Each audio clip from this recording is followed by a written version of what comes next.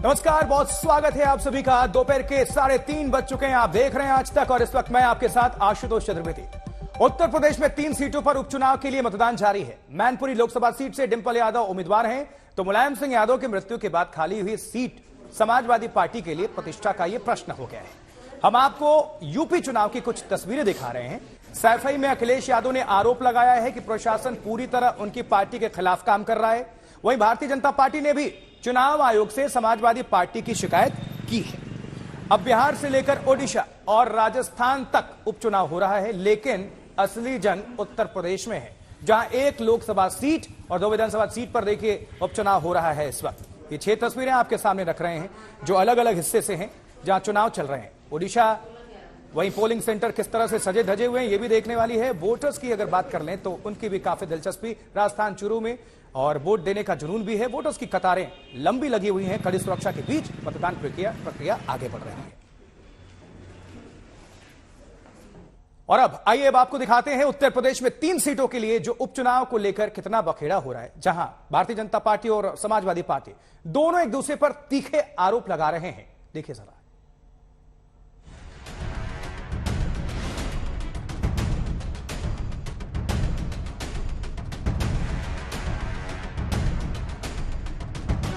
मुलायम सिंह यादव के निधन से खाली हुई मैनपुरी सीट और आजम खान को 3 साल की सजा सुनाए जाने के बाद खाली हुई रामपुर सीट पर उपचुनाव के दौरान जबरदस्त तनातनी है।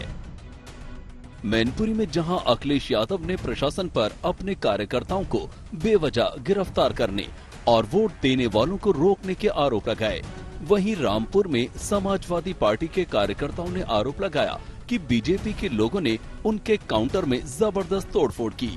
पहले मैनपुरी को लेकर अखिलेश यादव के आरोप सुनिए। ये फोर्स हमारे कार्यकर्ताओं को पकड़ रही थी। मुझे खुशी है इस बात की कि ये नेताजी के बनाए हुए कार्यकर्ता हैं। ये डरे नहीं, झुके नहीं और लगातार बच बचा करके आज सभी पोलिंग एजेंट बन करके और वोट डलवा रहे हैं। बीजेपी का प्रतिनिधिमंडल भी चुनाव आयोग पहुंच गया। ये वो दिखावा है। बीजेपी के लोग लाल टोपी पहन के बवाल कर दें, कहेंगे समाजवादी लोग हैं। आप नहीं समझते भारतीय जनता पार्टी क्या पार्टी है? ये जाने कहां से ट्रेनिंग और सीख करके आए। आपने मुख्यमंत्री जी की रैली में मुख्यमंत्री जी का तस्वीर तो दिखाई, लेकिन भीड़ नहीं दिखाई, क्योंकि भीड़ थी नहीं। अरे आप दिखाओ ना भीड़, आपने कैमरे में दिखाई हो भीड़ तो बता दो हमें आप। उधर लखनऊ में बीजेपी का दल चुनाव आयोग जा पहुंचा और आरोप लगाया कि समाजवादी पार्टी चुनावों में अराजक फैला रही है। बीजेपी का दावा है कि जनता उसके साथ है। भारतीय जनता पार्टी के पक्ष में लहर चल रही है। मैनपुरी और रामपुर में तो ऐतिहासिक दृष्टि से मतदाताओं में बीजेपी के प्रति बड़ा रुझान देखने को मिल रहा है। जाति धर्म संप्रदाय से ऊपर उठकर लोग बीजेपी के कैंप पे पहुंच करके मतदान के लिए जा रहे हैं और लोगों में बड़ा उत्साह है। मैनपुरी सीट समाजवादी पार्टी के लिए प्रतिष्ठा का प्रश्न है, जहां उसने मुलायम सिंह यादव की मौत के बाद डिंपल यादव को मैदान में उतारा है। वहीं बीजेपी ने शिवपाल यादव के करीबी रहे रघुराज सिंह शाक्य को उम्मीदवार बनाया। ये लोग बौखला गए हैं कि किसान के बेटों को इस तरह से आशीर्वाद मिला। सब लोग बौखला गए हैं। यहाँ भारतीय जनता पार्टी जीतने का काम, कि किसान का बेटा जीतेगा और गुंडा राज को खत्म करने का जो माननीय योगी जी ने किया है उस पर मोहर लगाने का काम करेगी जनता। यहाँ समाजवादी पार्टी हारेगी। उधर रामपुर में पूर्व केंद्रीय मंत्री मुख्तार अब्बास नकवी ने विधानसभा उपचुनाव में वोट डाला। ये तो कभी कभी क्या होता है, चुनाव से रिजल्ट का एहसास होने के बाद लोग पेशीन गोई और भूमिका बनाते हैं। तो ये पेशीन गोई और भूमिका है। कभी लोग ईवीएम पे ठीकरा फोड़ेंगे तो कभी कुछ और किसी पे फोड़ेंगे। तो इस तरह की भूमिकाओं से जो है वो आपको कोई फायदा होने वाला नहीं है। इस बीच रामपुर में समाजवादी पार्टी ने बीजेपी पर उनके काउंटर पर तोड़फोड़ के आरोप लगाए।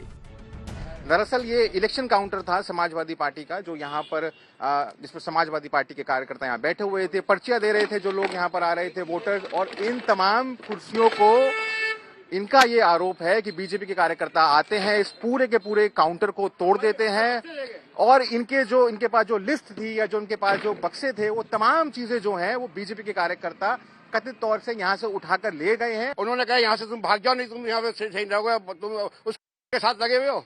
कोई बुरखवाली नहीं जाएगी यहाँ इलेक्शन डाले। हमने कहा बुरखवाले क्या इलेक्शन में क्या वो हक नहीं है इलेक्शन वोट डालने का? यूपी में मैनपुरी लोकसभा सीट के अलावा रामपुर और खतौली की विधानसभा सीटों के लिए उपचुनाव हो रहे हैं। योगी आदित्यनाथ जहां इन चुनावों में बीजेपी की जीत के लिए पूरा जोर लगा चुके हैं, वहीं अखिलेश यादव ने भी अपनी नाक का सवाल बना लिया है। समर्थ श्रीवास्तव के साथ कुमार अभिषेक, मैनपुरी, आज तक। तो आरोप प्रत्यारोप का दौर जारी है और इस बीच आपको बता दें, आज तक से बातचीत में अखिलेश यादव और डिंपल यादव ने कहा कि सरकारी मशीनरी का गलत इस्तेमाल किया जा रहा है, उनके वोटर्स को वोट डालने से रोका जा रहा है। उत्तर प्रदेश के पूर्व मुख्यमंत्री और समाजवादी पार्टी के राष्ट्रीय अध्यक्ष अखिलेश जी, बड़ा दिन है मैनपुरी के लिए, पहले तो बताइए संदेश क्या है आज, क्योंकि पोलिंग का दिन। मुझे उम्मीद है कि मैनपुरी की जनता नेताजी को याद करके और जो विकास नेताजी ने किया है उस विकास का समर्थन करेंगे। समाजवादी पार्टी की कोशिश है और हम लोगों का ये प्रयास रहेगा कि जो नेताजी ने सपना देखा था उस सपने को कैसे पूरा करें। आपने कहा डीएम फोन नहीं उठा रहे हैं, आपने कई लापरवाही बरती जा रही हैं। डे वन से, जिस दिन से नॉमिनेशन हुआ और आज तक लगातार उनकी कोशिश रही है कि समाजवादी पार्टी का कैसे नुकसान हो, उनके कार्यकर्ताओं को कैसे डराया धमका जाए, उनके खिलाफ कैसे मुकदमे दर्ज हों। सेंट्रल फोर्स आई है, वो समाजवादी पार्टी के गांव में जा रही है, उन्हें कैसे पता कि ये गांव समाजवादियों का है, उन्हें दूसरे गांव में क्यों नहीं जा रहे हैं फ्लैग मार्च करने। आखिरकार कौन उनको गाइड कर रहा है, कौन उनको बता रहा है कि इस गांव में आपको जाना है, ड्यूटी कौन लगा रहा है। आप यहाँ से रामपुर को भी देख रहे हैं, रामपुर में आसिम रजा को इस तरह से कल हिरासत में लिया गया, फिर छोड़ दिया गया। देखिए, ये रामपुर में लोकसभा में ही वोट नहीं डालने दिया, इस समय भी वो वोट नहीं डालने दे रहे हैं, ये कर्फ्यू लगा के काम कर रहे हैं। लोकतंत्र में अगर वोट नहीं डालने दोगे तो लोकतंत्र खत्म हो गया। योगी आदित्यनाथ यहाँ कहते हैं कि समाजवाद नहीं चाहिए, यहाँ पे मैनपुरी को रामराज्य चाहिए। जो समाजवाद है वही रामराज्य है, जो रामराज्य है वही समाजवाद है। और उनका अगर कोई रामराज्य है तो क्या ये रामराज्य है कि महिलाओं का सबसे ज्यादा अन्याय उत्पीड़न हो रहा हो, सबसे ज्यादा घटनाएं घट रही हों? तो आखिरकार उनका रामराज्य क्या है? अपना रामराज्य नहीं बताएंगे। 3 जगह है, मैनपुरी, खतौली और ये आप आरएलडी, आपकी सपोर्ट में क्या कहना चाहिए? मुझे लगता है तीनों सीटें समाजवादी पार्टी और आरएलडी जीतने जा रही है। कन्नौज से चुनाव लड़ेंगे?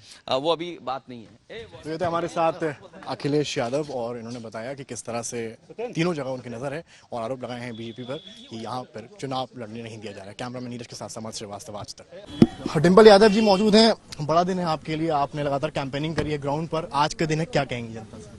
मैं जनता से अपील करना चाहूंगी, आपके चैनल के माध्यम से ज्यादा लोग जाएं, बूथों पे पहुंचे, अपना वोट डालें, अपने हक और अधिकार का इस्तेमाल करें। आपने ट्वीट करा है, लगातार ट्वीट हो रहे हैं, इलेक्शन कमीशन से आप लोग शिकायत कर रहे हैं, इस पर कुछ कहेंगी? जी हाँ, जिस तरह से प्रशासन और सरकार लगातार लोगों को हैरेस कर रही है, कार्यकर्ताओं को हैरेस कर रही है, और जिस तरह रात को भी काफी इस तरह की प्रक्रिया हुई है क्षेत्र में जहां पैसे और शराब बांटी गई है, और कोई हथकंडा छोड़ नहीं रही है, जहां ये प्रशासन नहीं छोड़ रहा, सरकार नहीं छोड़ रही है, तो इस वजह से ट्वीट हुए हैं मेरे अकाउंट। रघुराज शाक्य को बड़ा चैलेंज मानती हैं? मैं समझती हूँ क्षेत्र की जनता जिससे इतना विकास देखा है और लगातार विकास देखा है, यहाँ पे आप देखेंगे लोग संपन्न है, लगातार विकास हुआ है, तो इस क्षेत्र की जनता इस बार नेताजी के नाम पे वोट करने जा रही है। डिंपल यादव अगर जीत कर आती है तो वो जनता के लिए क्या करेंगे? मैं समझती हूँ 1 साल का मौका मिलेगा मुझे, तो जितना हो पाएगा मैं उतना करूंगी और फिर अगले चुनाव का देखेंगे। आखिरी सवाल छोटा सा, अखिलेश यादव ने आपको कोई टिप्स दिए, कुछ बताया हो कि कैसे आप चुनाव लड़िए? मैं समझती हूँ मेरा घर है मैनपुरी लोकसभा क्षेत्र, और घर के लिए कोई टिप्स नहीं चाहिए यहाँ पे। ऑल द बेस्ट आपको। डिंपल यादव, आपने देखा एक्सक्लूसिव, बताया कितनी तैयार हैं। कैमरामैन संदीप के साथ समर्थ श्रीवास्तव, आज तक। और इस बीच आपको बता दें, समाजवादी पार्टी के आरोपों पर उत्तर प्रदेश के डिप्टी सीएम केशव प्रसाद मौर्य ने करारा प्रहार किया है, पलटवार किया है। उन्होंने कहा है कि समाजवादी पार्टी का इतिहास सत्ता के दुरुपयोग कर रहा है, हो सकता है कि उनको बूथ कैप्चरिंग से रोका गया हो और इस पर वो बेजा आरोप लगा रहे हों। उत्तर प्रदेश में मैनपुरी लोकसभा और रामपुर और खतौली विधानसभा के लिए वोट पड़ रहे हैं, लेकिन इस बीच राजनीतिक दल एक दूसरे के खिलाफ निर्वाचन आयोग में शिकायत भी कर रहे हैं। समाजवादी पार्टी ने शिकायत की है कि बीजेपी स्थानीय पुलिस प्रशासन के साथ मिलकर के चुनाव को प्रभावित कर रही है। हमारे साथ बात करने के लिए हैं deputy CM Keshav Prasad Maurya. Sir, लगातार समाजवादी पार्टी इस बात का आरोप लगा रही है, आज भी शिकायत की है, बीजेपी स्थानीय पुलिस प्रशासन के साथ मिली हुई है। समाजवादी पार्टी झूठ बोल रही है। उनकी पार्टी का इतिहास, कन्नौज लोकसभा का उपचुनाव हुआ था, कोई उत्तर प्रदेश में कोई चुनाव निर्विरोध जीत सकता है क्या? लेकिन जब सत्ता तंत्र का दुरुपयोग करने का उनका इतिहास है तो वो भाजपा के बारे में ऐसा सोचते हैं। हम लोकतांत्रिक प्रक्रिया में विश्वास रखते हैं और उस विश्वास के आधार पर चुनाव के मैदान में जाते हैं, और मजबूती से चुनाव को लड़ रहे हैं। अगर मैनपुरी की जनता समाजवादी पार्टी के खिलाफ है और भारतीय जनता पार्टी के पक्ष में है तो वह गुंडों का उपयोग करके, माफियाओं का उपयोग करके, बाहुबलियों का उपयोग करके बूथ कब्जा करना चाहते हैं, पैसा से वोट खरीदना चाहते हैं।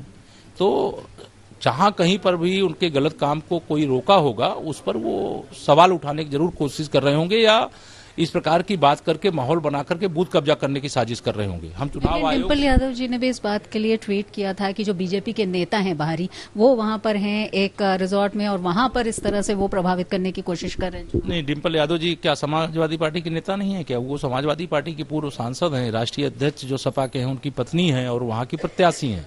हम भी तो आरोप लगा रहे हैं कि समाजवादी पार्टी गुंडई के बल पर बूथ कब्जा करना चाहती है, बूथ कब्जा करके चुनाव को प्रभावित करना चाहती है, पैसे से वोटरों को खरीदना चाहती है, चुनाव आचार संहिता की धज्जियां उड़ाना चाहती है।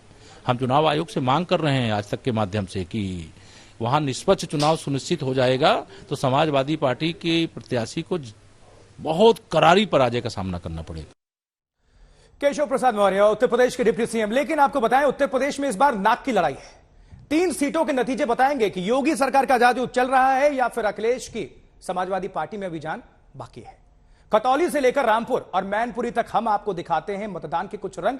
मैनपुरी, रामपुर और खतौली हर जगह समाजवादी पार्टी ने आरोप लगाया है कि सरकारी मशीनरी और पुलिस निष्पक्ष नहीं है।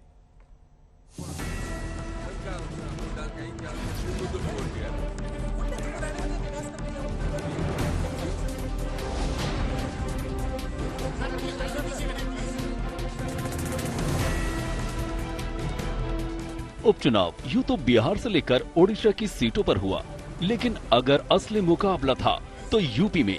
यहां की 2 विधानसभा सीटों रामपुर और खतौली में वोट पड़ रहे हैं, जबकि मैनपुरी लोकसभा सीट पर भी वोटिंग हो रही है। कमोवेश हर जगह सुरक्षा का खासा इंतजाम है। दस्तावेज चेक करके ही वोटरों को अंदर जाने दिया जा रहा है।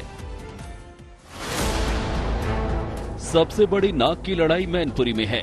सपा के गढ़ रहे मैनपुरी में बीजेपी ने रघुराज शाक्य को उतारा है। रघुराज शाक्य ने इटावा के पोलिंग सेंटर पर अपनी पत्नी के साथ जाकर वोट डाला।